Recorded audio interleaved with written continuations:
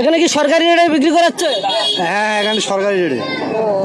অনেক ধন্যবাদ। এখানে সরকারি রেটে এখানে জিলেবি বিক্রি করা হচ্ছে।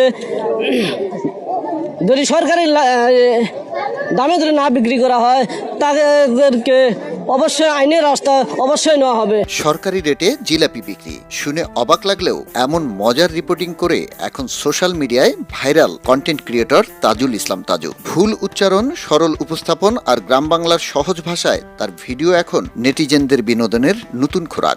গরু এবার থেকে উপরে ঘাস খায়, ঘাস খাওয়া শেষ হলে এবার থেকে এবার আসে। ফেসবুক স্ক্রল করলেই দেখা যাচ্ছে হাতে বুম, সামনে ক্যামেরা আর আত্মবিশ্বাসী কণ্ঠে রিপোর্টিং করছেন তাজু। কখনো বলছেন সরকারি রেটে জিলাপি বিক্রি, আবার কখনো গরুর নদী পারাপার ব্রিজ নির্মাণের দাবি। সবই যেন একেবারে অন্যরকম উপস্থাপনায়।